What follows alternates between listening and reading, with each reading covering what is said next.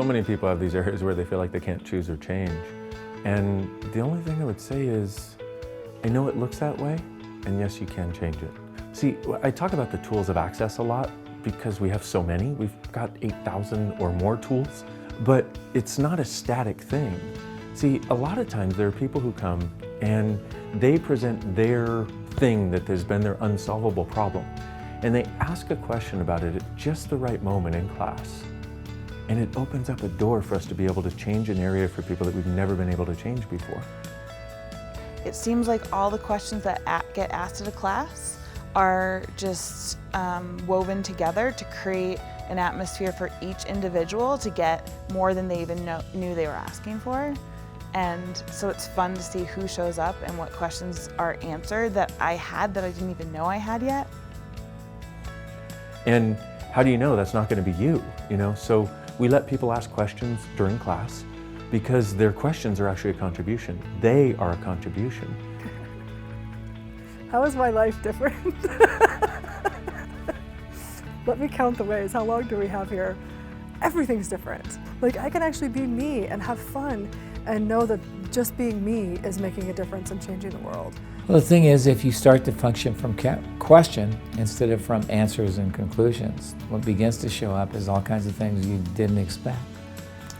And it's like, because with conclusions and decisions, you're trying to determine what you will get and what you can receive. When you ask a question and you have no point of view about it, all of a sudden all kinds of things show up and you go, well, where did that come from? And they show up in the weirdest, wackiest ways. And you don't know how it does, you just know that it does. Well, it's a set of tools and processes that are really weird and really wacky and definitely not for the normal. But if you're weird enough and wacky enough to actually release all of the judgments that you've built up over a lifetime, and you have to be willing, when your dreams start to come true, you have to actually be willing to live your dream that's standing in front of you. And that actually takes more courage than one would imagine, because it's so much easier to be a dreamer than to be a person who's living a dream. What happened for me personally was I started recognizing that I had choice. In somehow using these access consciousness tools and going to the foundation class, I left there realizing I had chosen what got me to where I was. And the lie that I had bought was that the world had done it to me. And when I realized that I had chosen it, my whole world started opening up in this amazing and phenomenal way where I started everything was different. Because I was no longer looking who to blame. There was just choices that I made that got me there. So it was actually my choices. And when I realized that, I started realizing, well, if I made those choices, I could probably make some different choices. I came here and I arrived here kind of feeling like I was zipped up in this little package that I decided was me and I had to just deal with and move through life with it, and now it's been unzipped. I used to contain a lot of stuff within me, the fun, the joy, the silliness, and I don't think I'll be apologizing for being me anymore. Well, the great thing about Access, you don't have to give up anything. Access talks about, consciousness, and it includes everything and judges nothing. So whether you're a Christian or a Buddhist or a Taoist or atheist, you don't have to give any of that up. It's just really pragmatic tools to create your life. And for someone who's done a lot of things, I've had a guru. I was a non-denominational Christian. I prayed in tongues and I laid my hands on people, prayed for miracles and healings, okay? I didn't have to give up any of that stuff, okay? But none of that stuff changed my life in ways that actually created it in a way that I always knew was possible since the time I was a little kid. But for whatever reason, no matter what I did, I could never get any of those things to actualize. So Access Consciousness is just a bunch of tools to really create the life that you know is possible, and whatever that is for you. And that's what I love about it. So like, what do you want? And what's not showing up in your world? And if you want that to show up, use these tools, it'll change your life. One of the taglines of Access, empowering people to know that they know.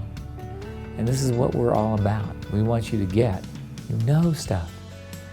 What do you know that you're not willing to acknowledge that you know? But if you acknowledge you knew it, it'll change your whole life. And I trust my awareness more than anything else. nobody else's point of view, nobody else's thing or judgment or whatever can stop me from knowing what I know. And that is the biggest gift I probably could have gotten from this work. It's like the difficulty is most of the people that are seekers in the world, they march to the tune of a different drummer, and they always have, and they always will. So it's like they'll get on board with a certain modality and they'll march down that road for a certain length of time, and all of a sudden they go, wait a minute, I don't like this rhythm, and they're gone. So it's like my point of view is, when are you going to find your rhythm? When are you going to find your tune? When are you going to find your marching band? And when are you going to start marching for you, not for anybody else? I'm here because I have fallen in love with Access Consciousness and all of the amazing tools that I have had access to that is just continuing to change my life, my world, and my perception of my world. I want to, I want to take risks. I want to make choices. I want to look at, all the possibilities and know and trust that I can always choose again.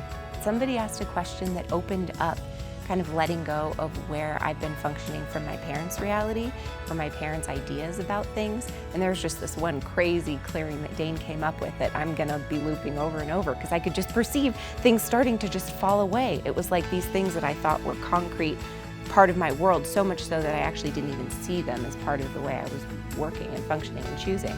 And now they're just kind of dissipating, and I'm like, oh. If you could imagine a world in which you never had to be wrong again, and you never had to make anybody else wrong again, and if you could imagine a world in which none of us were making anybody wrong for anything, what else would be possible?